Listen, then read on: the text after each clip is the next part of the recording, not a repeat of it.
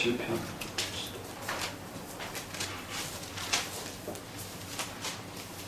시편 87편입니다.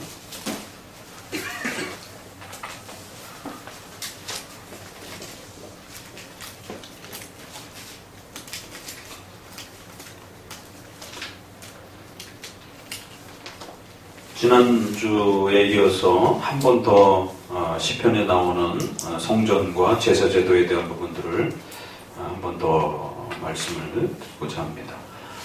워낙 구약 거의 십계명에 대한 설명 빼놓고는 70%, 80% 이상이 이 성전 제사의 형식을 따라서 의식법, 그러니까 정치법은 십계명의 규범을 설명하는 방식으로 흘러가는 것이고요. 의식법은 제사법과 더불어서 성전과 제사절기가 전체를 구성하고 있습니다. 그런데 웨스트민스터 신앙고백의 이제 율법론도 그렇고 19장 또 언약론에도 보게 되면 의식법과 정치법이 중단됐다라고 말하고 있단 말이에요. 그래서 구약의 의식법과 정치법이 어떤 방식으로 신약으로 넘어오면서 중단됐는가? 또 단순한 중단이 아니라 그것이 도덕법으로 스며드는 방식으로 중단되었다. 그러니까 예수 그리스도를 통해서 도덕법으로서 성취되는 방식으로 중단되었다라고 이렇게 말하는 거예요. 그렇기 때문에 단지 중단되고 폐지되었다라면 구약의 많은 부분들이 다시 읽혀질 필요가 없는 것이죠. 중단된 걸 왜 배우겠습니까? 그런데 우리가 구약을 배우는 이유는 그 의식법과 정치법, 사회법들이 도덕법으로 스며드는 방식으로 성취가 되고 중단된 거예요. 그래서 중단됐다라고도 말하고 성취됐다라고도 이렇게 말할 수 있는 것입니다. 그렇기 때문에 여전히 구약의 이러한 부분들은 도덕법으로서 우리에게 필요가 와닿는 겁니다. 그러니까 오늘날 이 신약과 구약의 이 통일성과 차이성을 제대로 해석해내지 못해서 결국 수많은 혼란이 벌어졌고 한국교회도 서구교회도 구원론에도 그렇고 교회 생활론에 있어서도 80% 이상이 이 신구약의 통일성과 차이성을 오해하면서 발생되어진 그러한 곡해와 남용들입니다. 그래서 지나치게 율법주의로 흐르는 쪽들은 구약을 지나치게 문자 그대로 표방하려고 하는 세대주의 계통의 안식교, 여호와 증인 이런 그 몰몬교 뭐 이런 여러 형태들이 구약을 문자주의 형태로 표방하는 방식으로 가기도 하고 또 신비주의 계통을 통해서 오순절 교단이라든가 이제 이런 파들은 제세례파도 그렇고 신약을 중심으로 해서 결국 율법 폐기주의, 구약 폐기주의 형태로 또 흐르고 있다라는 것이에요. 그러니까 교회사는 이 양쪽이 계속해서 충돌하면서 왔다 갔다 합니다. 그럴 때에 그것을 칼빈이 정확하게 기독교 강해를 통해서 기독교 강해 이권해 보게 되면 신약과 구약의 통일성과 차이점에 대한 부분들을 아주 상세하게 설명해냈고 그거를 다시 더 체계적으로 정리해서 웨스트민스터에서는 7장 언약론과 19장 율법론에서 의식법과 정치법은 도덕법으로 성취되는 방식으로 중단됐다. 단순 폐기가 아니라 도덕법으로 스며드는 방식으로 성취됐다라고 이렇게 정리를 해주는 것입니다. 그렇기 때문에 우리 성도들이 의식법과 정치법의 역사적 배경을 잘 읽어내시면서 그것은 중단된 것이에요. 그걸 여러분의 삶에 그대로 적용하게 되면 큰일 납니다. 그렇게 되면 여러 가지 극단적 신앙의 모습들이 나타나게 돼요. 다시 성전을 지어야 되고 성전 제사를 해야 되고 절기를 지켜야 되는 이러한 일들이 벌어지게 되고 정치법은 사람을 돌로 쳐서 죽이는 이런 무서운 그 구약의 사회법, 시민법, 정치법, 형벌법이라고 이렇게 표현하는 거예요. 소위 말해서 사법에 대한 사법 치리에 대한 부분을 말하는 겁니다. 정치적 사회법을 말하는 거예요. 형벌법이라고 말하는 것이죠. 돌로 때려 죽이고 또 안식일 지키면 잡아다가 죽이고 죽이는 게 상당히 많습니다. 남녀가 간음하다 걸리면 잡아다 죽이고 부모 말을 안 들으면 몇 번 경고했다가 아주 강박해지면 제사장에 끌고 가가지고 이 내 자식은 부모 말을 듣지 않는 아주 폐역한 자식이다 그러면 제사장들이 증인을 세우고 엄중한 징계로 또 징계를 합니다. 자기 자식을 그렇게 할 수 있는 부모가 어디 있어요? 근데 구약엔 그런 형벌을 요구하고 있어요. 그래서 그거를 극단적으로 문자적으로 적용하는 방식들이 유대주의고, 그래서 유대주의의 탈무드를 자꾸 지금 현대에 최근에 자꾸 탈무드 운동, 그 쉐마 교육이라든가 유대인 교육 운동이 자꾸 지금 번지고 있어가지고 굉장히 위험한 겁니다. 시오니즘 운동이죠. 그러니까 세대주의의 또 다른 변형인데 그걸 마치 특별한 무슨 그 대단한 것인 것처럼 그래가지고는 또 거기에 심취해가지고는 탈무드 교육이라든가 이런 시오니즘 운동들을 펼치는 이런 방식, 또 이슬람이라든가 이런 형태에서도 역시 중동의 이슬람에서 구약의 이러한 형태들을 문자적으로 따라해서 돌로 때려 죽이는 이러한 그 아주 극악한 이런 형태들. 성경에는 남성만 할례를 하라고 그랬는데 여성까지 할례를 시키는, 또 이렇게 한층 더 빗나가가지고 또 그렇게 극단으로 또 치닫기도 하고요. 그래서 구약 읽기가 굉장히 어떤 면에서는 그래서 어려운 겁니다. 신약을 잘못 읽으면 신비주의에 빠져버리고, 구약을 잘못 읽으면 아주 극단적인 종교성에 빠져버리고, 그래서 로마 카톨릭과 같은 아주 극단적인 종교 행위에 빠져가지고는 목회자 신부들도 자기네들이 무슨 제사장이나 된 것처럼 그렇게 모자에다가 긴 두루마기에다가 지팡이를 짚고 그렇게 제사장 흉내를 내는 것입니다. 그러면서 어마어마한 그 율법적 규범들을 가지고 사람들을 올가매는 이제 이런 일들이, 구약을 흉내내면 이제 이런 일들이 벌어지게 되는 것입니다. 그래서 이런 비중도 면에 있어서 좀 한 번 더 좀 다뤄가고자 합니다. 기본적인 형태들은 지난번에 이제 이렇게 좀 소개를 드렸기 때문에 기억하시고, 그래서 의식법을 중심으로 한 제사법이 이렇게 웨스트민스터에서는 도덕법으로 스며드는 방식으로 성취되었다라는 것. 특별히 성전과 제사와 관련된 방식들은 당연히 1차적으로 어떤 형태로 성취됐겠습니까? 도덕법으로 성취됐다라면 성전과 제사 제도는 1차 어떤 방식으로 성취가 됐겠어요? 그러나? 지금 계속 성취가 됐고 완성이 됐다고 그랬는데 1차 어떤 방식으로 성취된 것이에요? 성전과 제사 제도를 읽을 때 반드시 오늘 우리에게 적용할 때는 어떻게 적용해야 됩니까? 어떤 형태의 성취된 방식으로 적용해야 됩니까?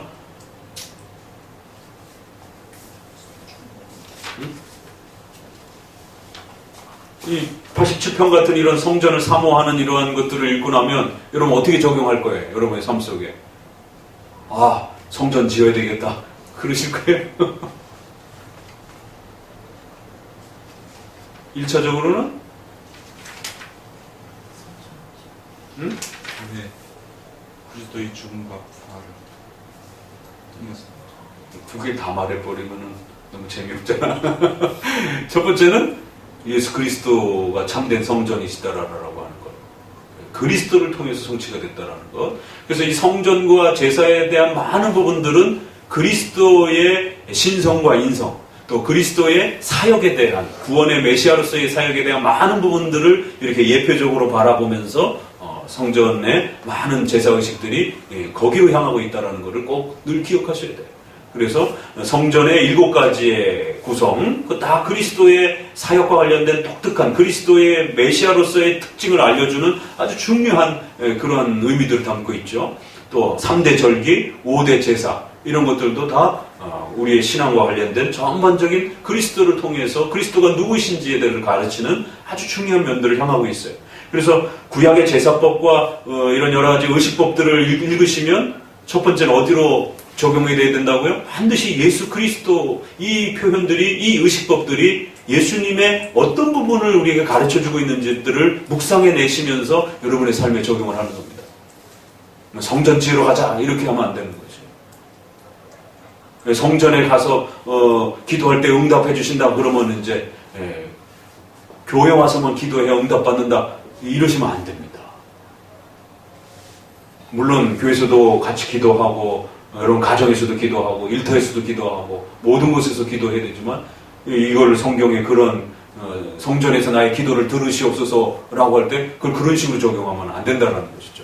두 번째는 그 예수 그리스도를 예배하고 섬기는 교회가 또 확장된 구약의 성전으로서 도덕법으로 성취되어서 소개되어지고 있다는 것이. 그래서 반드시 이러한 그 각각의 의식법에 대한 제사법들과 관련된 내용들이 교회의 그 구약의 그러한 예배가 신약의 예배로서 어떻게 연결되어지고 내가 적용을 가질 것인가에 대해서 교회론적으로 반드시 해석해내셔야 된다는 거죠. 그것을 원칙으로 가지고 들여다보셔야 됩니다. 87편 한번 보실까요? 여호와께서 야곱의 모든 거처보다 시온의 문을 사랑하는도다.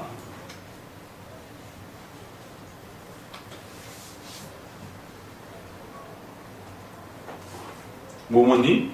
시온의 문이 뭐지요? 다른 분들은 가만히 계시고. 교회. 응? 교회. 교회 같아? 1차적 역사적 해석과 문법적 해석을 해보면 시온이 구약에서 뭐 어디예요? 성전이 세워진 산. 응? 성전이 세워진 산. 다른 아브라함이 시온이 어디예요 도대체? 우리 찬송가에도 보면 시온 성과 같은 교회 이게 교회를 뜻하는 것일 수 있겠구나라고 힌트를 찾긴 하는데 찬송가에도 보면 시온 성과 같은 교회 이렇게 표현을 하는데 그럼 그 시온이 어디냐? 감난산, 겟세만의 동산 뭐 이런 이제 여러 산들을 우리가 들어보잖아요.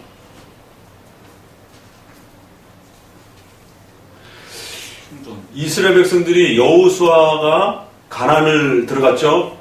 그 여리고를 지나서 요단강을 지나서 들어갔어요.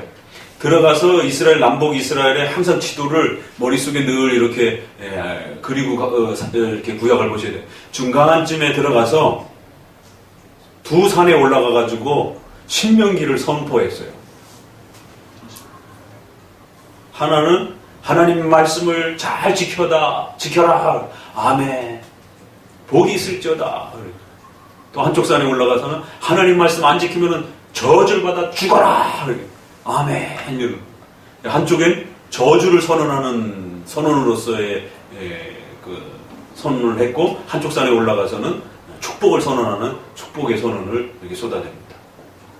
그래서 이제 신명기의 그 10계명에 대한 그 해설들은 주로 정치법으로 그 10계명을 어떻게 지켜야 되는가, 그걸 안 지켰을 때 어떤 형벌들을 내리는가, 이런 이제 그 정치적, 사회적, 그 형벌적, 또 행동 규범 이런 부분들은 다 정치법이라고 그러는 거예요. 사회법이라고도 그러는 거고, 이제 그러한 부분들을 액면 그대로 문자 그대로 지키면 안 된다라는 것이죠. 그것은 반드시 어디로 도덕법으로 들어왔겠어요? 구약의 정치법은 여기까지는 하고 가야지. 구약의 정치법은 어디로 도덕법으로 들어왔어요? 크롱. 난 자꾸 크롱이라고 그래서 입에 뱉은 게 어디로? 정치법은 어디로 도덕법으로 완성됐어? 응? 신약 어떤 거? 의식법은 예수님과 교회로 완성이 되는 것이고 교회 예배로. 그러면 정치법은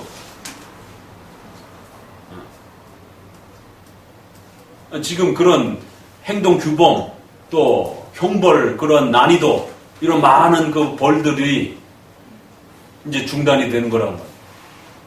근데 그러한 형벌과 그런 어떻게 행동하라라고 안식일의 이런 규범들 뭐 또 상벌의 규범들 이게 다 어디서 나오는 거라 그랬어요? 금방 전에 얘기했잖아. 그러니까 그걸 이제는 도덕법으로 우리가 지켜내야 되는데 그 도덕법 어느 부분? 도덕법이라 했을 때 좀 쉽게 그러니까 그건 신명기에 대한 해설이라는 것이죠. 그래서 신명기는 십계명을 중심으로 해서 규범과 형벌에 대한 이야기들이에요. 그런 여러 가지 정치법들에 대한 이야기예요. 그래서 그걸 읽으시면서 십계명으로 적용해내서 도덕법으로 끌어내야 되는 겁니다. 십계명으로 끌어내지 않으면 큰일 나는 겁니다. 만약에 그걸 다이렉트로 지켰다라가는 실정법에 그 저촉이 되어서도 죽을 형벌을 받고 징계를 받을 수도 있는 것입니다. 종교적으로 살인이 정당화될 수 있는 그러한 그 구약의 이런 내용들을 아무리 가졌더라도 사람을 죽이게 되면 종교적 목적으로 죽이게 되면 실정법에 여러분들이 살인죄의 형벌을 받을 수 있는 것이죠. 아말렉 족속을 다 죽여라. 가나안 족속을 다 죽여라. 이거는 십계명의 도덕법으로서의 내용으로서 가지고 와야지.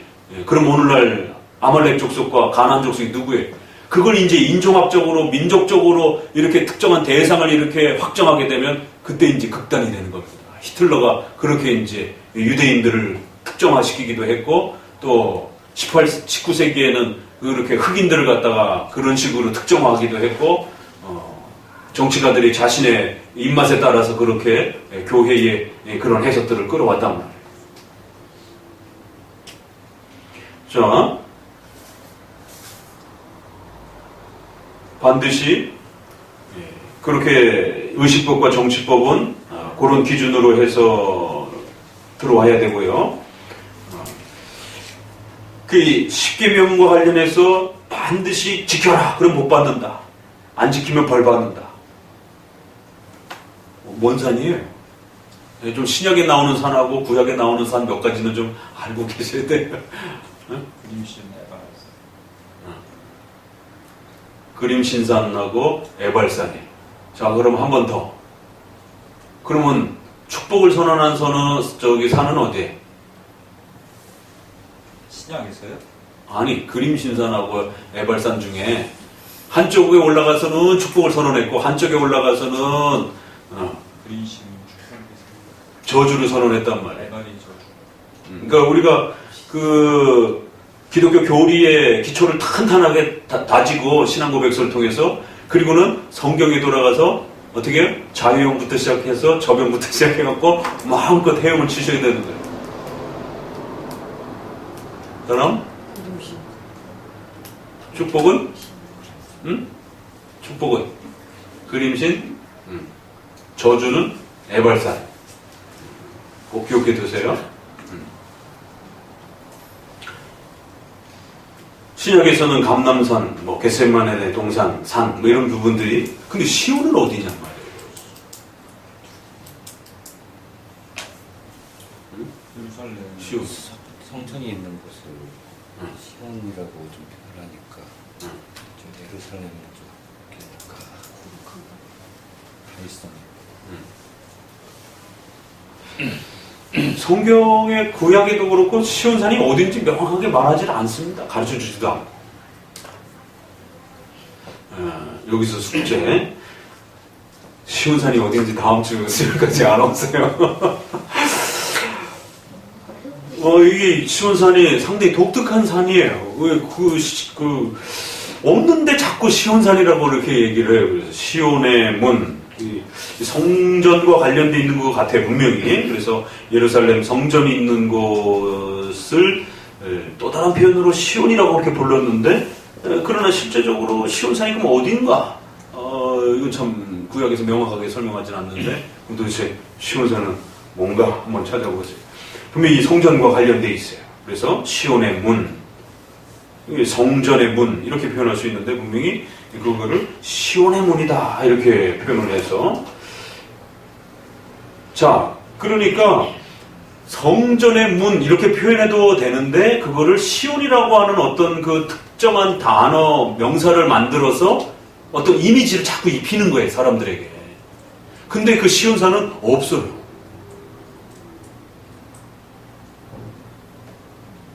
질문. 도대체 왜 이럴까?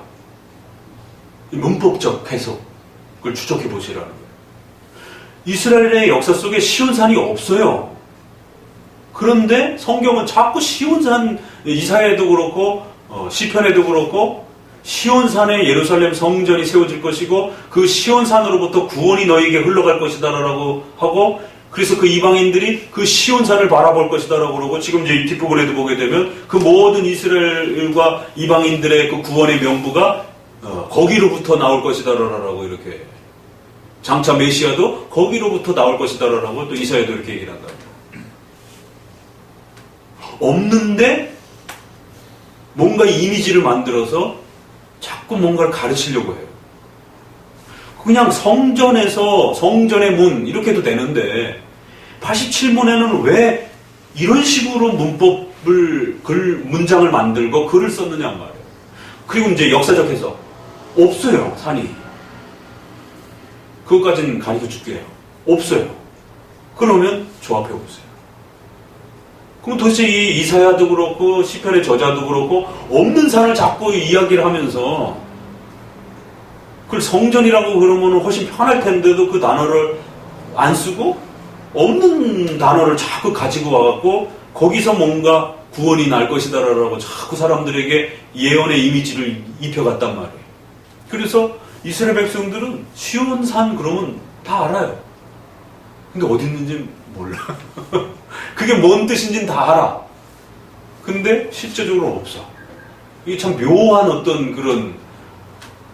그래서 에스겔의 성전도 보게 되면 다시 성전이 세워질 때 시온산과 관련돼서 예루살렘 요한계시록도 마찬가지로 대답을 보죠.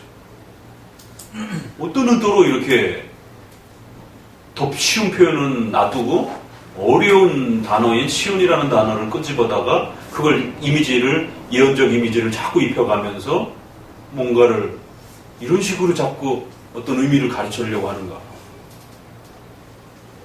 지난번 의식법에 대한 것을 들은 것을 잘 녹여내보면 답이 나올 수도 있어요. 왜 이 사람들이 지금 시온에 대해서 그렇게 이미지화 시키려고 하고 그 시온을 후손들이 잘 그 의미들을 간직할 수 있도록 그렇게 자꾸 애를 쓰는가. 더 쉬운 성전이라고 하는 단어를 내비두고.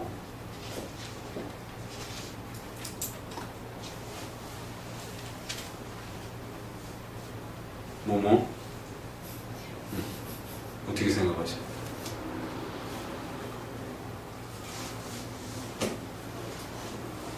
끄집어내봐.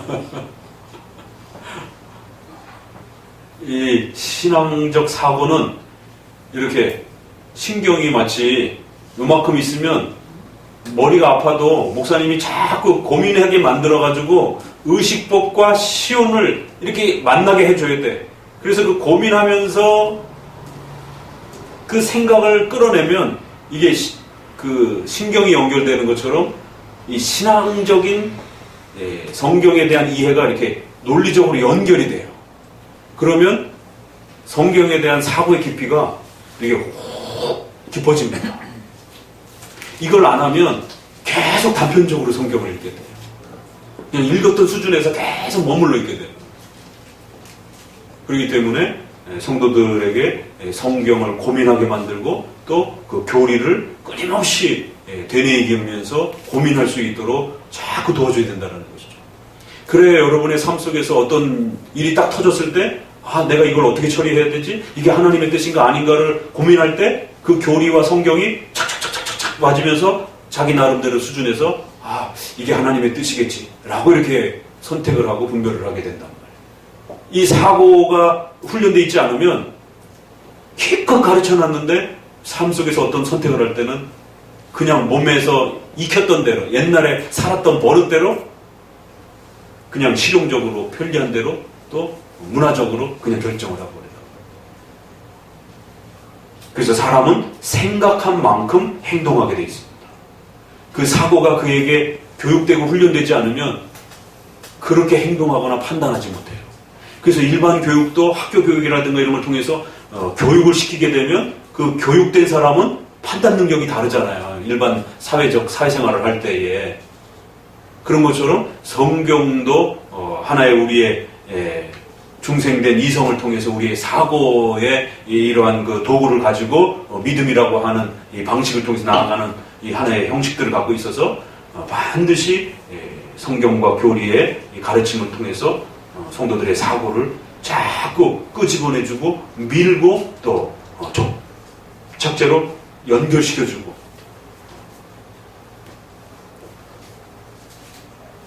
그 머리는 아픈데 알고 나면 머리가 시원해지는 이거 고민해 봐야 돼요. 이래야 저자의 의도를 추적하게 되는 거예요. 왜 이 저자가 이렇게 썼을까? 문법적해서, 역사적해서. 그러면서 결국 그 저자에게 그런 의도로 쓰게 하신 것은 하나님이란 말이에요. 그러면 하나님의 의도가 도대체 뭘까? 이걸 쉽게 표현해도 되는데 왜 이걸 이렇게 어렵게 표현하는가? 그러니까 세포도주와 세부대 같은 경우도 목사님이 코멘트를 다룬 것처럼 일반 비유는, 소위 말해서 비유는 본말이 어려워서 쉽게 설명해 주려고 모래에 지은 집, 반석 위에 지은 집, 얼마나 쉬워요. 불법이라는 개념을 가르치기 위해서 너희가 불법대로 행했다라고 하면서 책망하면서 그걸 가르쳐주기 위해서 모래에 지은 집, 반석 위에 지은 집. 그러니까 비유가 원래 쉬워요. 근데 세포도주 비유는 비유가 더 어려워. 왜냐하면 하나를 가르치려고 하신 게 아니라 어떤 복합적인 거를 이렇게 가르치시려고 하셨기 때문에 어떨 때는 비유가 더 깊은 의미를 파고 들어가는, 그래서 더 많은 것들을 담아주고 싶어 하시는 이제 하나님의 의도가 이제 실리는 것이죠. 그럼 여기에서도 분명히 이 시편의 저자가 뭔가 쉬운 표현을 내비두고 더 어려운 표현으로 추적해가지고는 뭔가를 시도를 했어요. 근데 시편 기자만 그런 게 아니라 이사야도 그렇고 다른 데도 보니까 비슷한 방식으로 시온이라는 단어와 개념을 선지자들이 계속 붙잡아내고 계속 그거를 활용하면서 이스라엘 백성들에게 시온의 개념을 잘 정립시키려고 애를 쓰는 걸 보게 됩니다. 최영준. 네, 시온 이름이요? 뭐 좀 생각나는 거 있나? 시온이 묵시적이고 종말론적이고 상징적인 의미인데 오늘날에는 교회를 통하여서 이렇게 나타나는 하나님이 나라를 의미하고 장래 요한계시록에도 풍성하게 나타나는데 새 예루살렘을 통해서 완성된 형태의 종말론적인 하나님을 추락해 놓은 게 시온이라는 단어.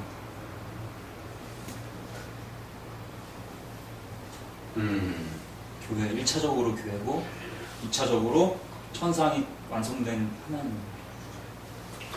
잘 대답했어요.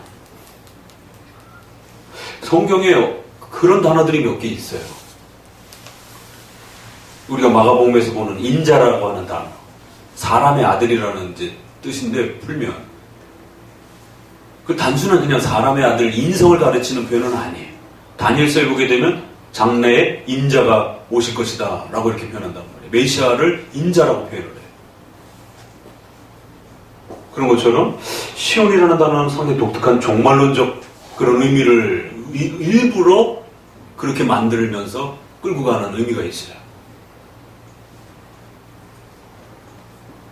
한 80점은 되는데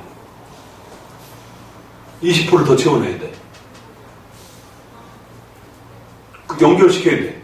그건 결론적 이야기고, 그러니까 왜 시편 저자가 쉬운 단어인 성전이라는 단어를 안 쓰고 시온이라는 단어로 성전을 그렇게 표현하면서 연결해 갔는가?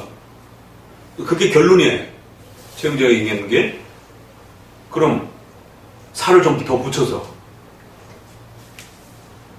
누가 완성시켜봐야 살을 붙여가지고. 그럼 왜 그렇게 했는가 그럼? 가시적인 게 응? 가시적인 응. 개념이 아니고 비가시적인, 내가 소망하는 소망. 그렇지. 이거 만들어봐. 여기서 지금 우리가 계속 의식법, 성전 제도, 보여지는 어떤 외형들, 이런 걸 지금 계속 보고 있는 거잖아요. 그리고 또 이 시대는 그걸 지켜야 되는 시대고, 그러니까 시온이라고 하는 하나의 종말론적인 지금 백성들은 예루살렘 성전에 들어와가지고 예배드리고 제사를 드려야 됩니다. 그 시절이에요. 그런데 종말론적인 어떤 그런 성전 개념을 담아내고 싶어하는 그런 어떤 단어를 사용해가면서 성전이라는 개념을 만들어줘 가고 있단 말이에요. 그러니까 그거를 좀 이렇게 말을 좀 만들면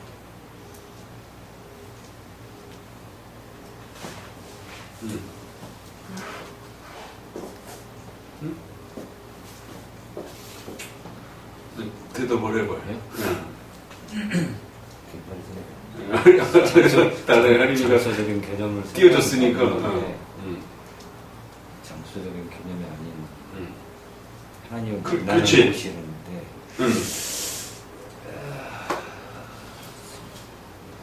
뒷말을 표현해. 그러니까 외형적인 걸 장소 이 단어를 목사님이 이제 원했던 거예요. 그걸 맞춰봐야 또. 그럼 하나는 뒤에 거는 장소적인 단어가 아니에요. 장소가 없어요. 그러니까 그걸 좀 만들어 보라는 거예요. 말을 문장을. 근데 필요한 단어들은 거의 다 나왔어 그러니까. 우주소표예요? 응?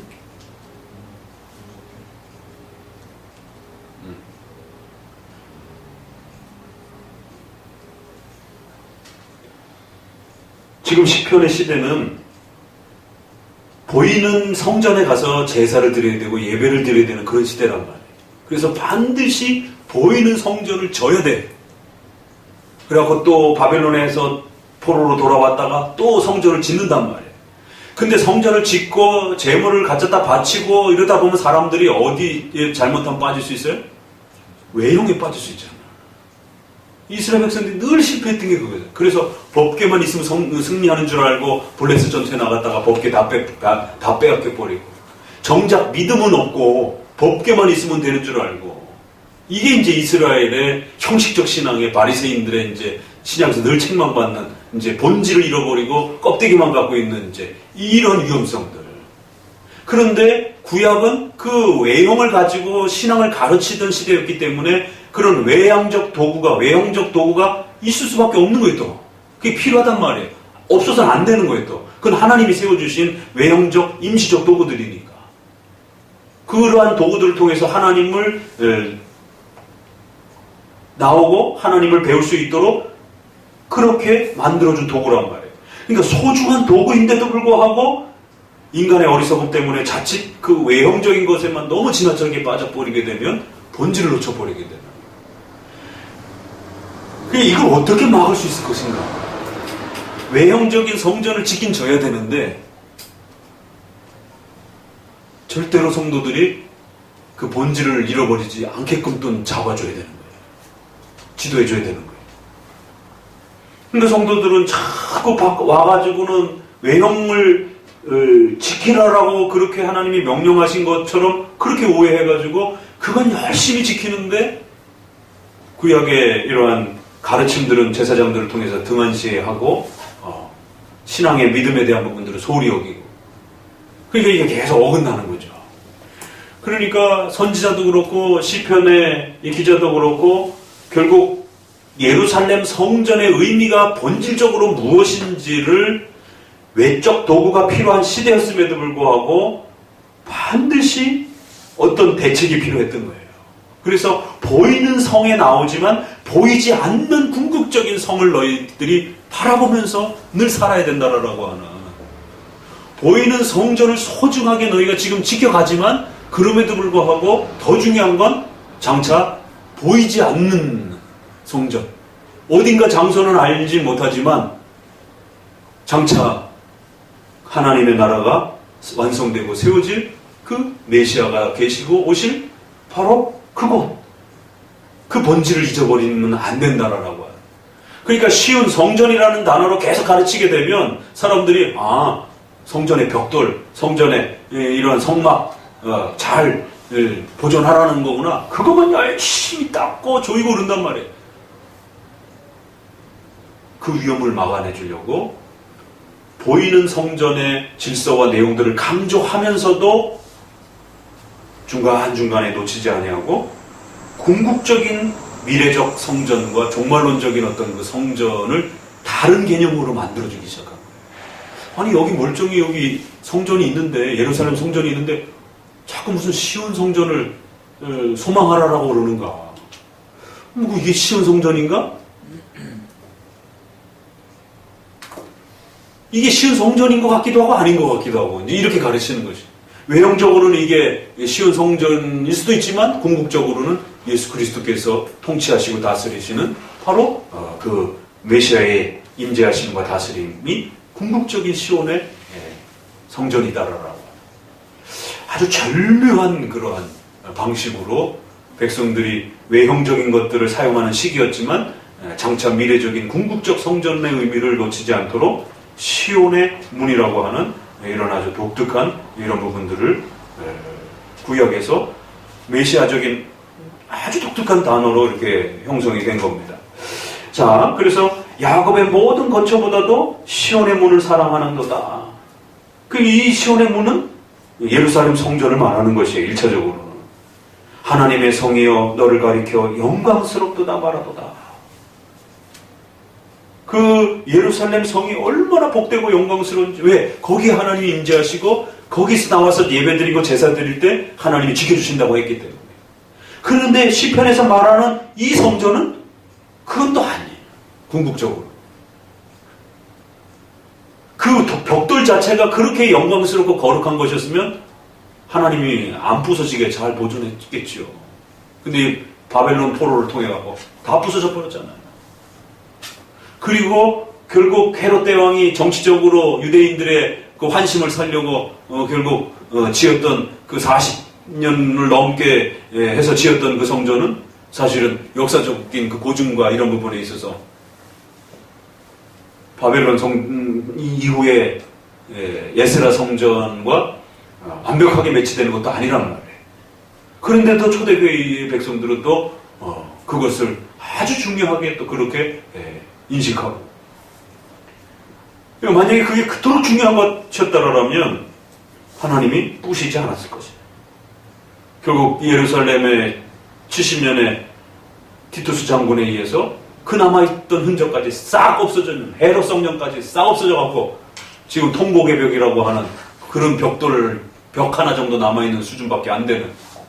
그러니까 여기서 말하는 지금 이 성전의 아름다움이여 영광스러움이여 라고 했을 때는 당연히 1차적으로는 예루살렘 성전이지만 궁극적으로는 그리스도를 바라보고 또 그 그리스도를 통해서 모이는 신약의 교회를 또 그렇게 표현하는 것이죠. 내가 라합과 바벨론을 나를 아는 자 중에 있다 말하리라. 보라 블레셋과 두로와 구스여 이도 거기서 났다 하리로다. 블레셋, 바벨론, 구로 이 다 원수들이에요. 이 역사 속에서. 그런데 이 철천지 원수들을 시편 기자가 뭐라 그래요? 장차 이들이 이 예루살렘 시온성으로부터 그렇게 그들이 태어나게 될 것이다. 이건 도대체 뭘까 이게?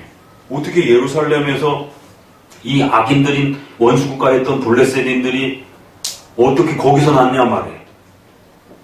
시온에 대하여 말하기를 이 사람이 저 사람이 거기서 났나니 지존자가 친히 시온을 세우리라. 결국 모든 하나님의 백성들은 그 시온에서 나오게 될 것이다.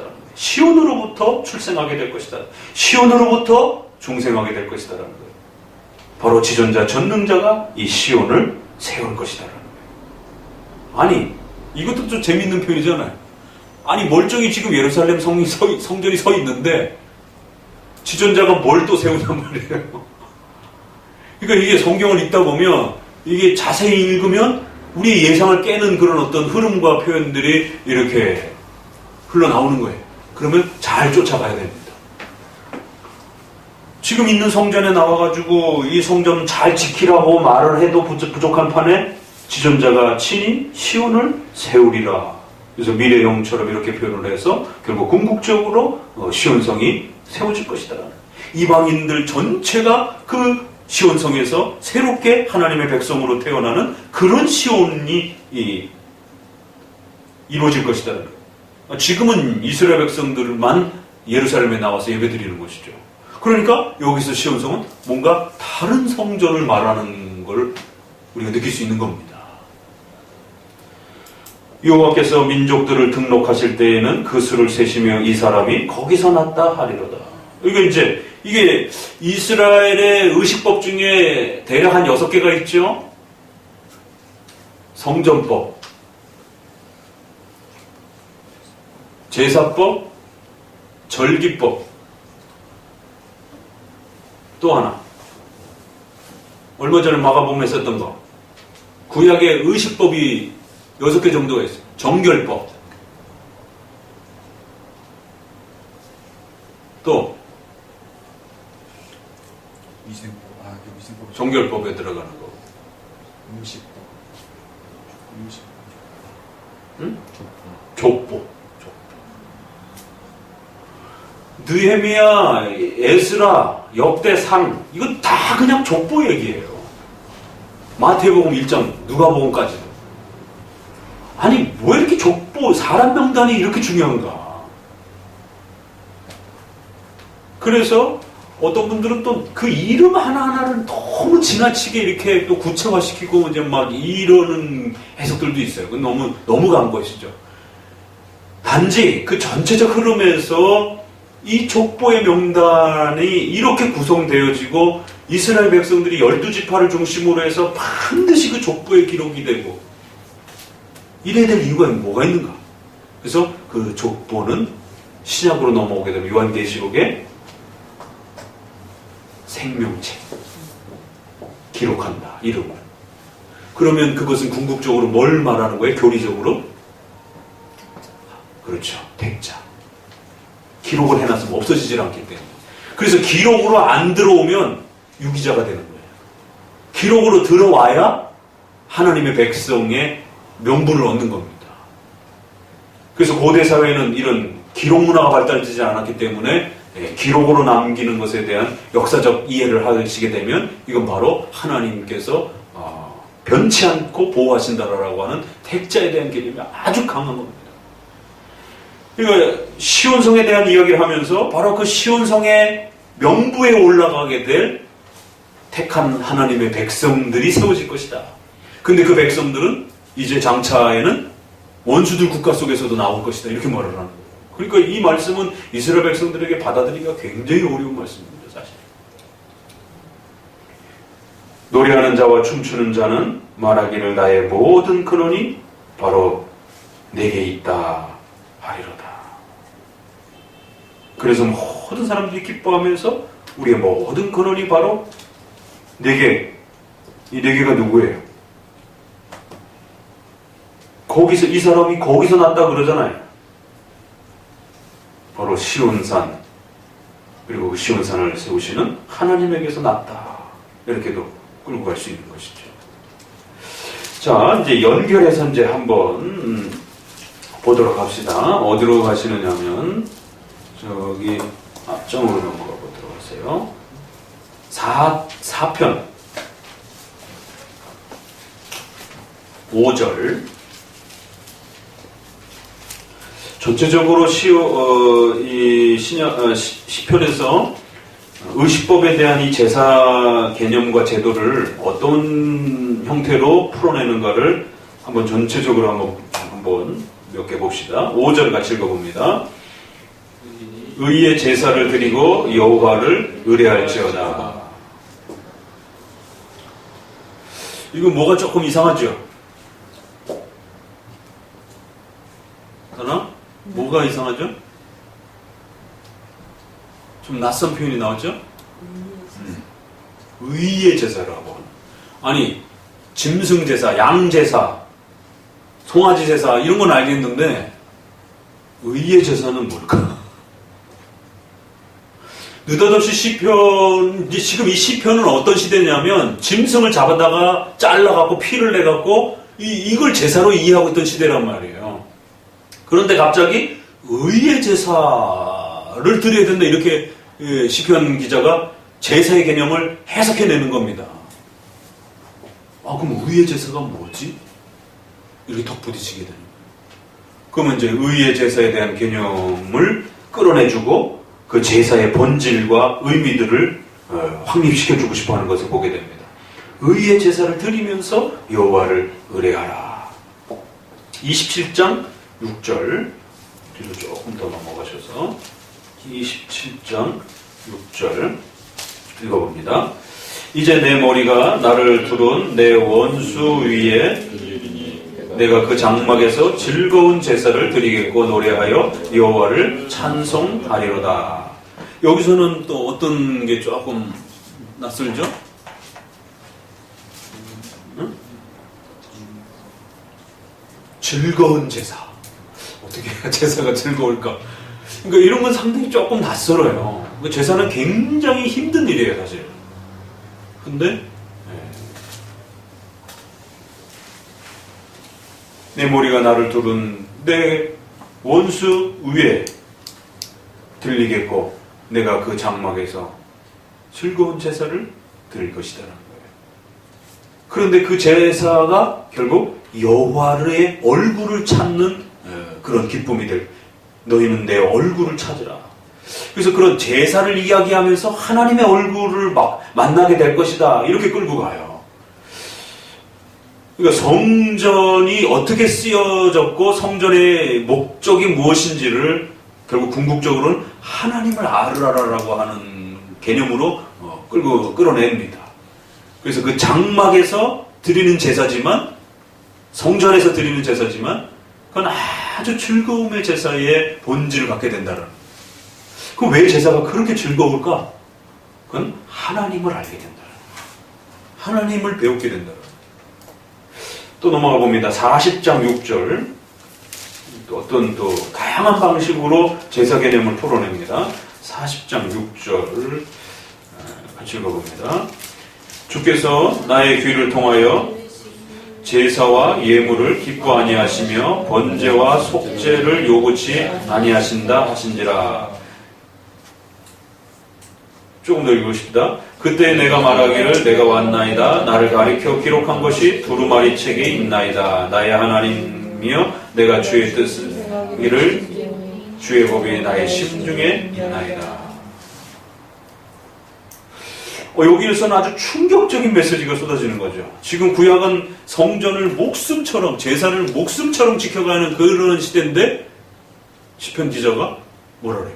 제사가 필요 없고 이거 잘못하면 돌 맞아 죽을 일이 선지자가 이거 백성들에게 가르쳤다. 제사가 필요 없다.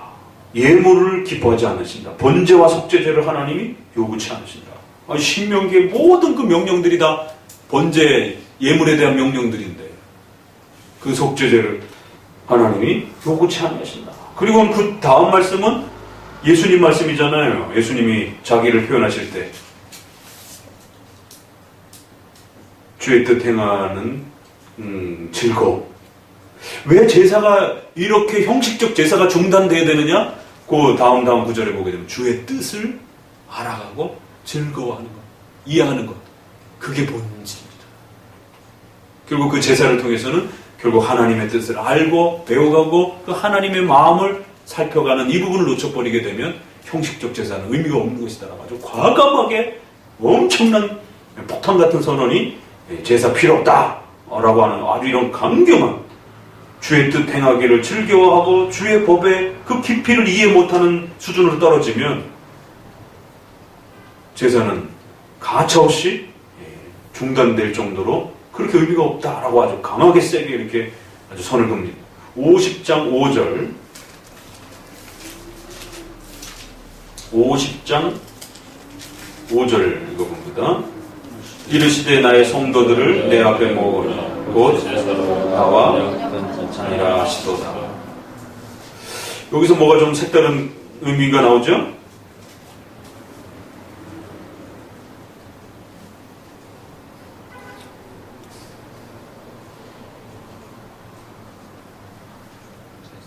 응?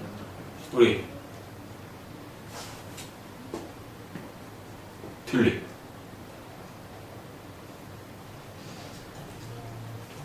여기서 아주 또 독특한 의미가 쏟아져 나와요.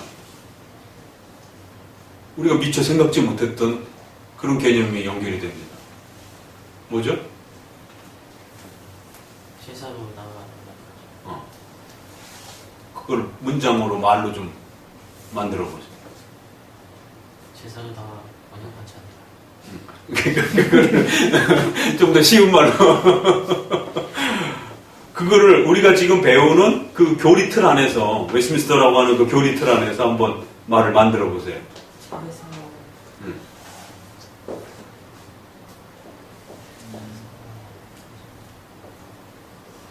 은혜 어, 은혜하며. 그렇지.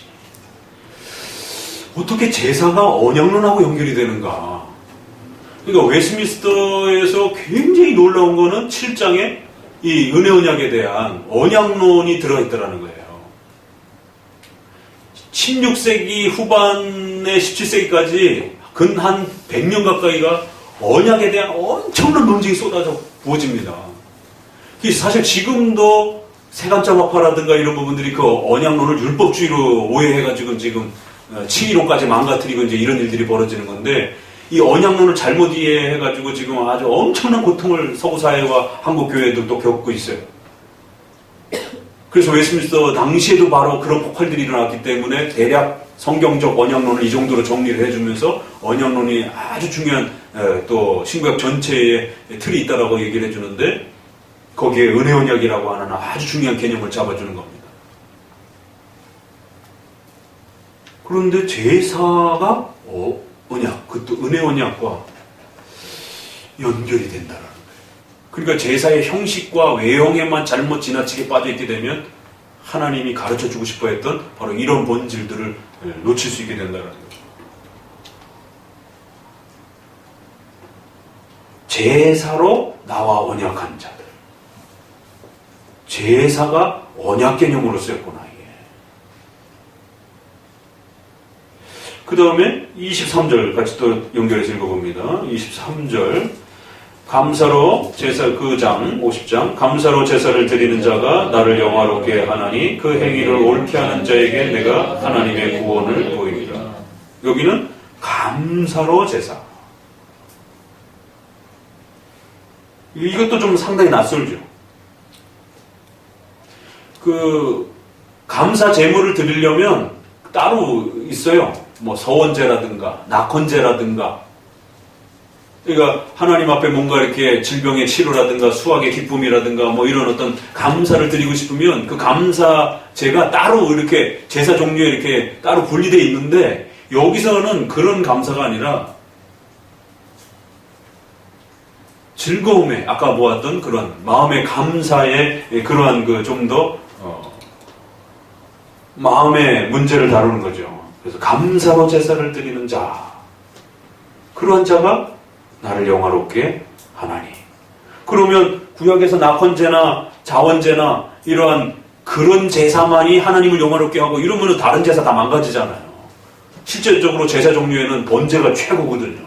그게 온전히 그리스도만을 이렇게 향하고 있기 때문에 그건 제사를 드리는 자나 제사장이나 아무도 못 먹고 전부 다 하나님께 바치도록만 되어 있는 아주 특수한 그런 아주 더 구별된 그런 제사인데, 그러니까 여기서는 그런 낙헌제나 자원제는 아니에요. 좀 더 마음의 궁극적인 그런 마음의 제사 형태를 표현하면서 그런 마음의 궁극적 제사가 하나님을 영화롭게 하게 되는 이 영광스러움을 누리게 될 것이다. 그러니까 외형적 형식을 따라서 제사를 드리고 있는 이 시절에 시편이 어떻게 끌어내고 그걸 해석해 주나 보라는 거예요. 그렇기 때문에 시편은 구약의 해석학이라는 거예요.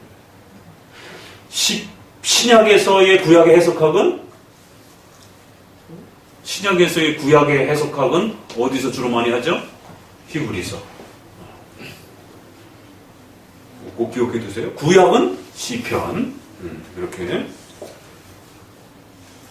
그래서 윌리엄 퍼킨슨인가는 지난번 말씀드린 것처럼 구약에서 가장 먼저 설교해야 될 설교는 시편이라고 그러잖아요. 뭐 각 학자마다 조금씩 차이가 있겠지만 그 다음에 창세기. 보통은 창세기나 이사야를 많이 생각하는데 퍼킨슨은 청교도의 아주 가장 대표적인 부분은 시편을 잡더라고요. 그만큼 시편이 구약에서 차지하고 있는 그 위치와 성격을 정확하게 또 칼빈도 주석에서 구약 주석에서 가장 소중한 주석이 어디냐 그러면 칼빈도 시편 영혼의 해부학이라 칼빈이 그렇게까지 표현하잖아요. 그래서 시편 찬송이 중요한 겁니다.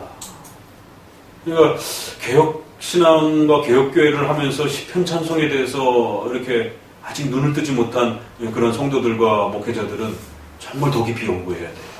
그래서 개혁교회를 하면서 시편 찬송을 이렇게 상당히 불편해하는 그런 목사님들이 상당히 많습니다. 약간 이제 더 채워내야 될 부분이 있는 것이죠.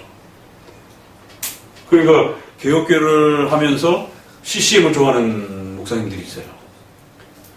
개혁파 교회를 하면서 부흥찬송가를 좋아하시는 분들이 있어요. 개혁교회를 하면서 방언을 좋아하는 이렇게 가는 겁니다. 그게.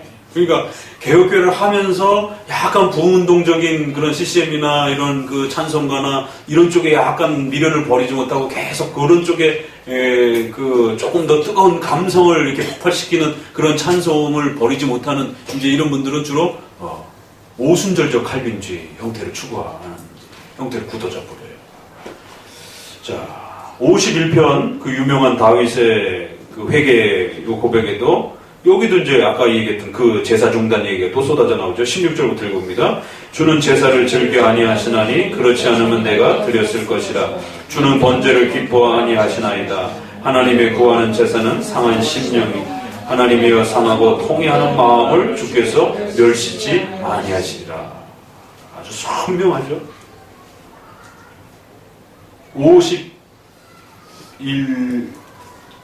19절 거기도 한번 읽어봅시다. 그때 주께서 의로운 제사와 번제와 온전한 번제를 기뻐하리니 저희가 숫소로 주의 단에 드리리이다. 아니 지금 금방 앞구절에서 제사를 다 폐지한다라고 이렇게 해놓고는 갑자기 한 절 띄고 나서는 또 뭐라 그래요? 의로운 제사가 있다 이렇게 얘기해요. 아까도 의의 제사 이렇게 해놓고 의의 제사가 앞으로 너희에게 올 건데 너희가 그 의의 제사를 드릴 때에 숫소로 그렇게 번제를 드려라. 아니 지금 금방 제사 다 필요 없다고 그래놓고는 양 잡아다가 다시 또 제사를 드리라. 이게 뭐예요 그러면? 필요 없다고 그랬는데 또 드리라고 그런단 말이에요. 그러니까 이게 중첩되어 있는 거죠. 결국 형식적 그 제사와 구약의 의식법으로서의 제사 제도는 분명히 일정한 목적을 향하고 있고 그것이 끝나고 난 다음에는 좀 더 궁극적인 그러한 번제와 궁극적인 그런 제사의 형식을 더 넘어서는 그러한 제사가 우리에게 주어질 거라고 하는. 또 54장 6절 54장 6절 같이 읽어봅니다. 내가 낙헌제로 주께 제사하리이다. 여호와여 주의 이름에 감사하오리니 주의 이름이 선하심이니이다. 여기 이제 바로 이 낙헌제, 자원제 이런 부분들이 이제 주로 구약의 그 감사제로 서원제라고도 하고 소위 말해서 우리가 뭔가 서원하고 싶을 때 기도할 때 하나님 제가 하나님 앞에 이런 게 필요합니다. 도와주십시오라고 할 때 뭔가 이렇게 서원하면서 이렇게 서원제, 그 자원제라고도 이렇게 하는 이제 그런 또 구약의 제사 모습도 나오기도 하고요. 자, 106장 막 쭉 넘어가셔가지고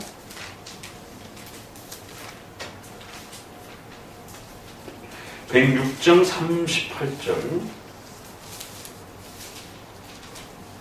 106장 38절 읽어봅니다. 무제한 피 곧 저희 자녀의 피를 흘려 가나안 제사함으로 그 땅의 피에 더러워졌도다. 여기는 이제 우상제사라는 이제 이런 개념들이 나오죠. 그래서 정상적 제사가 아닌 우상에게 바치는 방식으로서의 그런 그 제사가 특별히 어떤 형태로 이루어진다고요? 자녀들을 잡아서 제물로 바치는 이 몰렉 제사라고 또 그럽니다. 그 이스라엘 백성들이 하나님 앞에 아주 마지막 노선 이 선 넘어서면 이제 막 징계가 떨어지는 거지. 그 전까지는 그래도 조금씩 하나님이 그래도 봐주는데 이스라엘 백성들이 이제 마지막에 우상 숭배의 극단에 이제 최고적으로 이르게 되면 이제 그 신의 응답을 받기 위해서 소위 말해서 천주교의 고행 개념 방식 비슷한 거예요. 그래서 자기 자식을 죽여서 피를 흘려서 신에게 응답을 빨리 받기 위한. 왜냐면 다른 국가들 보니까 뭔가 이렇게 국가의 전쟁을 앞두고 뭔가 중요한 어떤 이런 요구사항이 있을 때는 더 큰 희생을 치러야 된다라고. 아주 이 전형적인 그 중세 로마 카톨릭의 희생 개념이잖아요. 더 많은 대가를 내놔라 이런 식의. 그러니까 가장 큰 대가는 부인과 자식 중에 둘 중에 하나는 바쳐야 되는 거야. 그러니까 이제 주로 자식들이 많으니까 자식들을 바치는 이 고대 문화의 이러한 그 풍습에 결국 물들어가지고 자식 인신 제사를 바치는 이러한 이제 참혹함들이 이스라엘 백성 속의 역사 속에도 들어오는 것이죠. 그러니까 그 소원 제물이라고 하는 이런 방식이 굉장히 위험한 겁니다. 그러니까 오늘날 부흥사들이 그렇게 소원 예물 드리라 그러면서 결국 나중에 뭐까지 오고 가겠어요? 그렇게 되는 겁니다. 처음에는 돈으로 시작하다가 그 돈의 큰 액수로 가다가 더 빨리 더 많은 걸 얻고 싶으세요? 그러면은 뭐 전 재산을 팔아서 바치든가. 그래서 이제 거기서 한 걸음 더 나가면 성적인 그러한 요구들을 하게 되고 그런 어떤 강한 희생들을 이제 끌어내는 것이죠. 이 제사 개념 제도가 변질되고 타락될 때에 어떻게 망가질 수 있는지에 대해서 또 한번 시편은 또 거꾸로 이렇게 경고를 합니다. 110편 4절. 110편 4절을 읽어봅니다. 여호와는 맹세하고 변치 아니하시리니 이르시기를 너는 멜기세덱의 반차를 쫓아 영원한 제사장이라 하셨도다. 이건 누구에 해당되는 이야기죠? 예수님에 대해서. 히브리서에서는 이 말씀 그대로 끌어다가 내가 멜기세덱 반차를 쫓는 그런 제사장이다라고 이렇게 110편은 그리스도를 예언하는 아주 중요한 말씀이에요. 그래서 멜기세덱의 반차를 쫓는 제사장. 제사장이 24반차가 있거든요.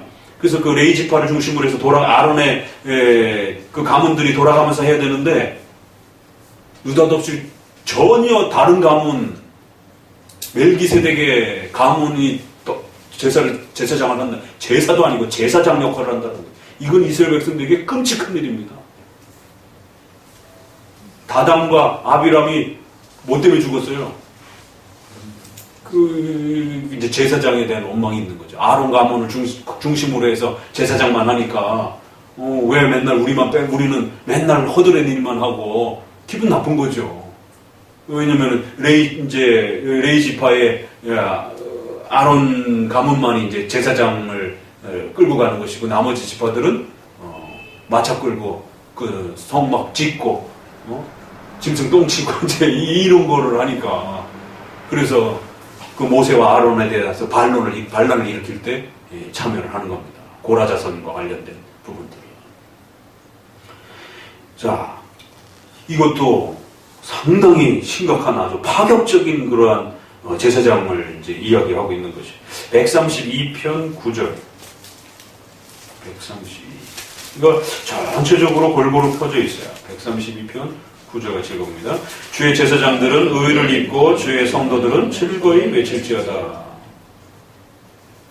여기는 또 주의 제사장들과 그 앞에 8절에 보니까 여호와의 일어나사 주의 권능의 계와 함께 평안한 곳으로 들어가소서. 이건 이제 성전 건축에 대한 이 132편도 아주 중요한 성전과 관련된 그러한 그 본문입니다. 그래서 성전을 건축하고 법궤를 집어넣고 거기에 제사장들이 의를 입고 근데 뭐가 이상하죠? 제사장이 통상적으로 뭐 입어야 돼요? 응? 그렇지. 빨리빨리 나와야 돼. 이게 우리 연말에 가서 성경 퀴즈 대회 한번 하든가. 통상적으로 이렇게 에봇과 그 겉옷을 이렇게 입습니다. 그런데 의를 입고 이렇게 됐단 말이에요. 이건 없는 건데 이걸 어디서 입어요 이거를. 그러니까 이게 현실을 말하면서도 미래를 이렇게 같이 겹쳐서 말하는. 그래서 백성들은 그 제사장과 함께 아주 큰 기쁨을 누리게 될 것이다. 이렇게 141편 2절 마지막으로 141편 2절 읽어봅니다. 나의 기도가 주의 앞에 분향함과 같이 되며 나의 손드는 것이 저녁 제사같이 되게 하소서. 그래서 여기서는 기도, 분향함, 제사 이렇게 연결돼서 제사가 또 기도랑도 또 이렇게 연결되어 있는 것을 보게 됩니다. 자, 이렇게 한번 시편 전체를 살펴보았습니다. 그래서 여러분이 구약을 읽으실 때는 반드시 그 의식법이 도덕법으로 스며들고 중단된다는 것. 그래서 그 의식법은 예수 그리스도를 1차 향하고 있고 2차는 교회의 신약과 연결된 교회의 예배적 요소들로 연결되어서 우리 안에 유형교회로서 세워진 그런 교회 질서와 조직체 안에서 그러한 도구들을 성찬, 세례, 강해설교, 교리문답, 시편 찬송, 또 장로정치, 축도, 부르심 이런 것들. 그래서 우리가 아론의 축도도 사용하는 겁니다. 고린도서의 바울의 축도도 사용하는 거고. 그래서 미국의 이러한 또 개혁파 교회들은 아론의 축도 사용하는 것도 많고 또 종교개혁 시대 때도 아론의 축도를 그대로 끌어다가 쓰기도 하고. 그러니까 그거는 그냥 그대로 연결이 되는 거예요. 제사장이 이렇게 축도해줬던 그 내용들을 가지고. 그러니까 그런 면에서 이제 눈을 뜨고 이렇게 보는 것에 대해서 약간 열어주기도 하고 또 본질을 잘 지킨다라면 눈을 감고 하는 것도 이렇게 또 열어주기도 하고 다양성들이 이제 그 축도의 구약의 그 제사장들이 그 축도하는 해주는 그러한 축복 선언을 해주는 그런 부분에서 의미들을 끌어내서 다르지만 그 본질은 같은 이런 식으로 이제 예배론을 끌어내주는 것이죠. 그래서 시편의 의식법과 관련된 부분을 읽을 때는 꼭 그렇게 그리스도와 또 교회론으로 연결되어진 또 예배론과 함께 또 잘 적용을 하시길 바랍니다. 기도합니다. 하나님 오늘 또 우리 시편